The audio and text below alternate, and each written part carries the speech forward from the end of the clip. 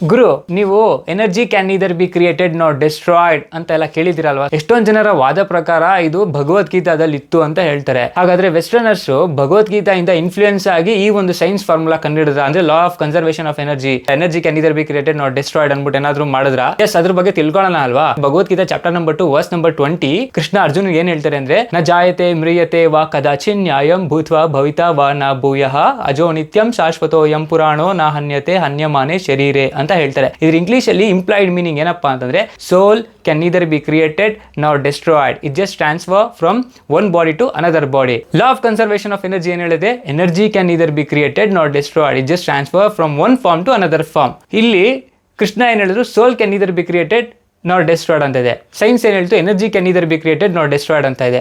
ಹಾಗಾದ್ರೆ ಸೋಲ್ is nothing but E, body is nothing but mass M, E is equal to M. ಅದಲ್ಲದೆ ಇನ್ನೂ ಒಂದು ವಿಚಾರ ಹೇಳಕ್ ಇಷ್ಟಪಡ್ತೀನಿ. ಏನಪ್ಪಾ ಅಂತಂದ್ರೆ, ಪೈಥಾಗರಸ್ ಥಿಯರಂ ಕೇಳಿದಿರಲ್ಲ? ಪೈಥಾಗರಸ್ ಥಿಯರಂ ಎಷ್ಟು ಫೇಮಸ್ ಇದೆ ಅಲ್ಲ? ಏನಂತ ಇದೆ ಅಂತಂದ್ರೆ, square on the hypotenuse of the right angle triangle is equal to sum of the other two sides ಅಂತ ಇದೆ. ಕರೆಕ್ಟ್ ಅಲ್ವಾ? ಹಾಗಾದ್ರೆ BC ಟೈಮ್ ಅಲ್ಲಿ ಬೌಧಾಯನ ಮತ್ತೆ ಅಪ್ಪಸ್ತಂಭ ಅವರು ಈ ಒಂದು ವಿಚಾರ ಬರ್ದಿರ್ತಾರೆ. ಏನಪ್ಪಾ ಅಂದ್ರೆ, ದೀರ್ಘಸ್ಯ ಸಾನಾಯ ರಜ್ಜು ಪರಸ್ವಮಾನಿ ತ್ರಿಯಾದಂ ಮನಿಚ ಯತ್ ಪಿರ್ಥ ಉಕ್ತೆ ಕೃತಸ್ಥ ದುಬಯನ್ ಕರೋತಿ. ಅಂದ್ರೆ ಇಂಗ್ಲಿಷ್ ಅಲ್ಲಿ ಅರ್ಥ ಏನಪ್ಪಾ ಅಂದ್ರೆ, a rope is stretched along a length of a diagonal produces an area which vertical and horizontal side mix together ಅಂತ. ಮಾಡರ್ನ್ ಆಗಿ ಹೇಳೋದಾದ್ರೆ, square on the hypotenuse of the right angle triangle is equal to sum of the other two sides is called Pythagoras theorem ಅಂತ ಹೇಳ್ತಾರೆ. ಹಾಗಾದ್ರೆ ಇದು ಅವ್ರು influence ಆದ್ರ ಅಥವಾ ಇಲ್ಲಿಂದ ಕೆಲವು ಸ್ಕ್ರಿಪ್ಟ್ಸ್ ನ ಅವ್ರು ತಗೊಂಡ್ ಹೋದ್ರ?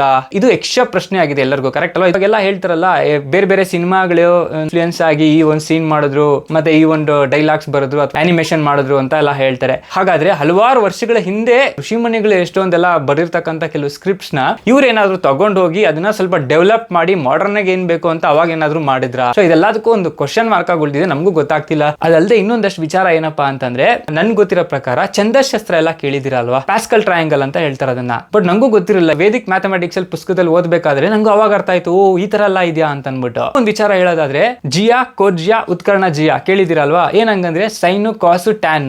ನೀವೇನಾದ್ರೂ ಫಸ್ಟ್ PUC ಸೈನ್ಸ್ ತಗೊಂಡಿದ್ರೆ ನಿಮ್ಗೆ 100% ಗೊತ್ತಾಗಿರ್ತಿತ್ತು. ಅಫ್ಕೋರ್ಸ್ ಇನ್ನೂ ಒಂದು ವಿಚಾರ ಏನಪ್ಪಾ ಅಂದ್ರೆ, ಅಣು ಮತ್ತೆ ಪರಮಾಣು, ಅಟೋಮ್ ಅಂಡ್ ಅಟಾಮಿಕ್ ಎನರ್ಜಿ, ಇದು ಕೂಡ ಕೇಳಿರ್ತೀರಾ ಅಂತ ಅನ್ಕೋತೀನಿ. ಸೊ ಹಲವಾರು ಒಂದು ಸಂಸ್ಕೃತದಲ್ಲಿ ಇರ್ತಕ್ಕಂಥ ಕೆಲವು ಶ್ಲೋಕಗಳು ಇಂಗ್ಲಿಷ್ಗೆ ಅನುವಾದ ಮಾಡ್ಕೊಂಡು ಅವ್ರವ್ರ ಪೇಟೆಂಟ್ ಮಾಡಿಸ್ಕೊಂಡು ಇವತ್ತು ನಾನ್ ಮಾಡ್ದೆ ನಾವು ಮಾಡಿದ್ದು, ನಮ್ ದೇಶ ಮಾಡಿದ್ದು ಅಂತ ಎಷ್ಟೊಂದು ಜನ ಹೆಗ್ಗಳಿಕೆ ಕೊಡ್ತಾರೆ. ಬಟ್ ಭಾರತದಲ್ಲಿ ಇದು ಆಲ್ರೆಡಿ ಇತ್ತು ಅನ್ನೋದು ಕೂಡ ಕೆಲವು ಸ್ಕ್ರಿಪ್ಟ್ಸ್ಗಳು ಹೇಳುತ್ತೆ. ನೀವು ಅದನ್ನ ಚೆಕ್ ಮಾಡ್ಬೋದು ಒಂದ್ಸಲ ವೇದಿಕ್ ಮ್ಯಾಥಮೆಟಿಕ್ಸ್ ಅಲ್ಲಿ. ಗುರುತ್ವ ಅಂದ್ರೆ ಗೊತ್ತಲ್ಲ, ಗ್ರಾವಿಟಿ ನಿಮ್ಗೆಲ್ಲ ಗೊತ್ತಿರುತ್ತೆ. ಗುರುತ್ವಾಕರ್ಷಣೆ ಇದೆಲ್ಲ ಕೇಳಿರ್ತೀರಾ ಅನ್ಕೋತೀನಿ. ಇದು ಆಕ್ಚುಲಿ ಇದು ಭಾಸ್ಕರಾಚಾರ್ಯ ಅವರು ಬರ್ದಿದ್ದು, ನ್ಯೂಟನ್ ಅವ್ರು ಕಂಡಿಡಿದ್ರು ಅಂತ ಹೇಳ್ತಾರೆ.